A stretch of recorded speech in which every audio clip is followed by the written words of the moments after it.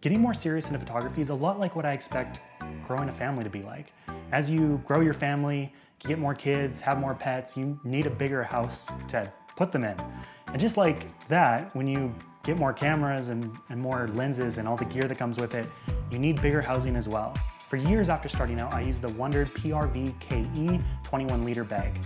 I don't even want to try to pronounce that because I honestly have no idea how it's pronounced. But as my gear grew, as I had more lenses, more camera bodies, I found that I wasn't able to put everything that I wanted into my backpack to go to the shoots that I had. Not only that, there was just something about showing up to a professional shoot wearing a backpack that just felt very like first grade, first day of class. And it just kind of rubbed me the wrong way. So about a month ago, I decided that it was time to invest in another solution. And that solution was the Nanuk 935 in olive. Now, while there are many amazing hard cases on the market, there are three reasons why I invested in the Nanuk here. Number one, Nanuk is a Canadian brand made out of Quebec. So while there are other great competitors like Pelican, as a Canadian, I like the fact that I'm supporting a Canadian company. The second reason I chose this case is that the dimensions of the Nanuk make it perfect for a carry-on bag on any flight. Additionally, it has rubber wheels on the bottom and a handle that you can extend to pull it just like a carry-on suitcase. And the third reason, well, it protects your gear really well. It's shockproof, waterproof, drop-proof, pretty much all the proofs rolled into one. But enough talking, I don't want this to be a lengthy review. My primary reason for doing this review is that when I looked into buying this and looked at a bunch of reviews online, I didn't see a lot that were asking two questions that I really wanted answered. The first question is, what is the most ridiculous amount of gear I can possibly fit in this? Like, if I needed to put almost all of my things in this bag, could I do it? And then the second, much more realistic question is, what would I realistically pack into this bag and what would that look like? But first, let's have a quick look at what is contained inside the case, and then let's jump straight into those packing demonstrations because I think that's really what's valuable in all of this. Okay, so to start off with, the Nanuk has these push down release buckles, which once you do that, you can kind of just pull them down and bring the top up. Now, once you're inside, you see that with the Pro Photo Kit, which is what I got, you have these three different bags. Each of them you can open by zippers, and these are great for, packing batteries, for packing random cords you have or photo accessories. Really, anything you want can fit in these. These are for the smaller parts. To the top of this front liner, you have a Velcro strap, and you can pull this forward, and that is actually to place your laptop in there and keep it secure and protected, which is really great because you're not just limited to put your camera gear in here, you can also have the thing that you need to edit all of the footage or photos that you take. In the main part of the case down here, you have a removable lining, which is pretty much a camera cube that is completely customizable. All of these dividers are removable and just have Velcro inserts, so you can pretty much customize this any way that you feel like is best for your needs. And what's great about this is that if you don't need this for a photography gig or transporting your gear over a plane, take this out entirely and you have just a regular carry-on where you can pack your clothes, your overnight supplies, whatever it is. You still have your laptop holder and these kind of accessory cases, which is just great for travel in general because it's still going to provide you superior protection to like a regular suitcase. But having said all that, let's jump straight into packing this as possibly full as we can. Okay, so to start this off, I know that I'm going to have to transfer my two Sony A7IV bodies. So to do that, I will place them on their side, kind of vertically like that. It does stick up a little bit, but it shouldn't interfere with closing. And since I'm filming on my second A7IV, I'm going to use this film body stand-in, and I'm gonna place it in this one and leave a little bit of extra room because I know that on one of my bodies, I always have a camera cage. So right now we have both Sony A7IVs stored in there. Now next, we're gonna need to start putting our lenses in. And so to start off with, we'll do the Sigma 35mm, which is quite a bit of a hefty boy. And I will put that right along there with my other two cameras.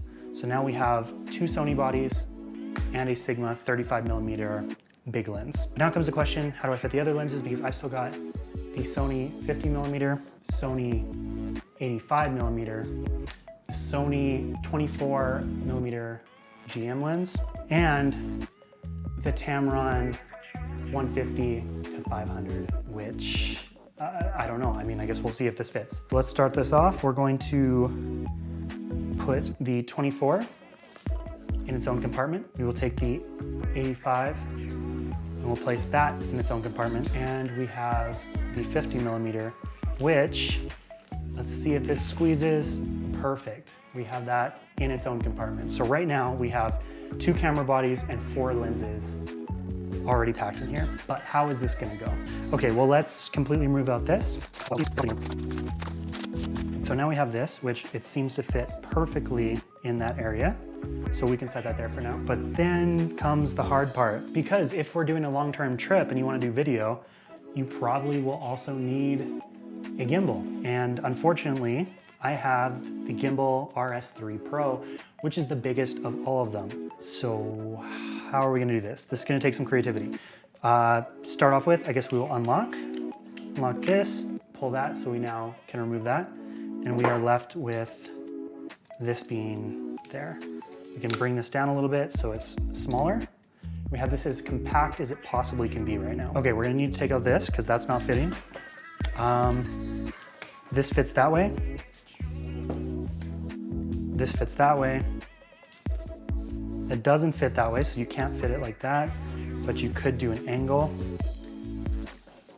and like that. But I think the best solution is going to be putting it down at the bottom. But now comes the problem, you don't want your gear scratched up. So for a solution, let's try putting maybe that, just to cover that. So now that we have this padded, let's see if this will fit. That seems a little too high, but thankfully this is a bigger spot. And I think we might actually be able to place something under there as well. So maybe we can put the charger, perhaps this bottom stand from the DJI there. And that is no higher than any of these, so this should work. Okay, so at this point we have the DJI RS3 Pro and the Tamron in addition to everything else. But now that you got those in, you got the problem of putting the camera mounting plate, which you need for the gimbal, in there. The DJI R vertical mount, which allows you to film vertically much more easy. I will also put a link to the video I just did on that for you to check out right here. And the regular horizontal mount as well, which you will also need if you want to film horizontally. So to do that, let's start by placing this in there. Just kind of stack them a little bit, because again, this isn't about a realistic packing job. This is about fitting as much as you possibly can fit. There we go, perfect. So you got that. But now you don't want to stack things on top of this. Again, not wanting to scratch things. So to resolve that, let's maybe take one of these bigger things, these bigger dividers, and we're just gonna put that over top. So now we have a nice soft landing space because we've got more things to fit in here. So at this point, it really all becomes about priorities. What can we fit? Because we are fast running out of room in this compartment. Obviously a monitor I think is a definite need. So to do that, let's see where we can place that. We can fit this monitor perfectly here, and we can actually put it downward so you're not scratching the screen. It's on a nice soft surface. And you're still left with all of this. Now with a monitor, you're also gonna need batteries. So we do have multiple batteries. We need to decide if we wanna put them in the top cases or in here. Also, if you decide to have a handheld rig, it could be nice to have a side handle and a top handle. But again, we're running out of room. But let's just see as much as we can possibly fit in here. So let's say if we did a side handle right there and a top handle right there. So now for a recap, we have 2 Sony bodies, again, substituting the film camera for the Sony that I'm filming on. We have a 35mm Sigma lens.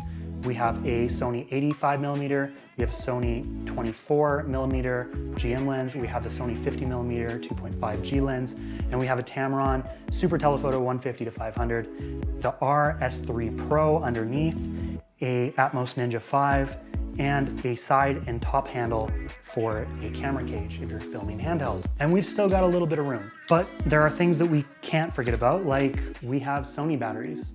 So to do that, let's actually start utilizing some of this storage. So let's do the batteries in this small one because I think they'll fit very nicely. But again, I'm a little worried that we're gonna run out of space just because these do rise a little bit higher. For charging, we are going to need to charge our batteries. So let's actually put this here and here.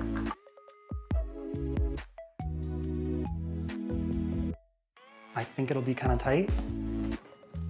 Okay, we flew too close to the sun. This is not doable. That is closable. So there is a limitation depending on what you have in these top containers to how high this can be. So a solution for that, obviously, we could put a couple of our batteries in there. We do, let's say, all 3 of the batteries in there. And then the ones here, we could just stack them since we're gonna be using those with the monitor anyways. A little blower there. And we could put an ND filter there. And ladies and gentlemen, this is completely packed, it's completely closed. And let's see what we actually have in this. So from the bottom up, we have 2 camera bodies. We have a 35mm lens. We have a 50mm lens. We have 3 batteries. We have an ND filter. We have a 24mm and an 85mm lens. We have the Tamron 150 to 500 super zoom. Have a sensor cleaner. We have a toolkit. We have a full RS3 Pro gimbal with the vertical attachment and regular attachment. We have a side handle and top handle by Small Rig. We have an Atomos Ninja 5 monitor. We have chargers for our monitor batteries as well as our camera batteries. We have an accessory piece to attach our monitor to our camera. And that is it. This is packed. But again, that is an unrealistic packing list. There's no shoot where I'm showing up with all of that shoved in here. I think it's way too much stuff to sort between. I think it'd be way too hard to pack up and unpack. I think it's gonna look unprofessional and unorganized. So let's jump into a more realistic packing list where I fill this with things that I might realistically bring to a photography gig and just focus on photography specific gear like lenses, cameras, and kind of leave the video stuff out of it. Okay, so starting all over again, what we learned is that when these are full, you cannot have these cameras standing straight up. So we're gonna need to make a little bit of adjustment, but again, this is fine because we're doing a realistic packing job. So we're gonna have the cameras down flat and not standing up vertically. And we're just gonna make these little segments a little bit longer for them. Now next we have the possibility of putting our largest lens dead in the middle there, using up all that room. But I think it would be a better decision to put a smaller lens in there, take a divider, bring it down, and then take another smaller but large lens. So we have the 85 and the 24. And now we have 2 camera bodies, 85, 24mm lenses there. Next, we do need to find a place for this. So I would suggest we put this right along there. We will add another divider, kind of separating the super telephoto from everything else. Let's take our 3 camera batteries. We'll actually put them in here like we originally talked about doing, but couldn't because of the lack of room. So we did that. Let's also put our charger for those cameras, camera bodies in there. And now we have all of our camera battery and camera battery equipment in there. We still have a longer divider. And I think, although there might be a better solution, I think I would like to just put this right in the middle. Let us do a lens laying down. It is quite a tall lens, which is why we want to put it down, but it is a lens that I really enjoy for portraits. And with this, we can put that in there, or even better yet, we can take another divider, divide up this section a little bit more, and this small, tiny little lens we can put in this tiny little compartment right there. So now we have all of our lenses, we have 2 camera bodies, we have all of our battery systems in there. Now for a polarizer filter, because that's always a good idea to have, let's try sticking that in there. Put this along here because I think that'll fit nicely just over here with the cameras. And since I think we have room for our laptop this time, we are going to utilize this compartment. So we're gonna undo that, undo these side latches, just pull this forward, slip the laptop right back there. And close that all up. With that, obviously we need the laptop charger, and I think we could honestly just put it in there because we don't have a lot more that we need to actually bring. We've got a cord for the battery charger. There's enough room for another lens or camera body if you have one. But honestly, I think this is a really great start for a photography-centric packing job. And probably everything you would ever need. So I guess we could even put that in there and close it up. Closes up perfectly. You've got everything from a laptop, you have 2 camera bodies, you have 5 lenses, potentially another lens or another camera body, so 6 lenses or 3 camera bodies, your laptop charger, all your cords, polarizer filter, all of your batteries and battery charger, and you've got an entirely empty container up here as well. And just like that, that's the Nanuk 935. I'm really happy with this. I think it's a really, really solid bag that's gonna provide a lot of protection. It provides a lot of customization ability for kind of building it out however you want. And it's also really easy to travel with, which to me, all of those are massive wins. I also am really excited to use this while I'm flying, and I definitely plan on using it to transport my gear as I move to Barcelona for 3 months. And if you want to see the photography packing list for that, I'm just gonna put the link pop up over here. And so click on that if you wanna check that out as well. So let me know in the comments, what do you think of this case? Do you think it compares to the Pelican or some of the other options out there? And do you think you could see yourself picking up one of these in the near future? I'm Kalen Charles, and if you found this video useful, please give it a thumbs up and give me a subscribe if you wanna see more gear reviews and photography content. See you next time.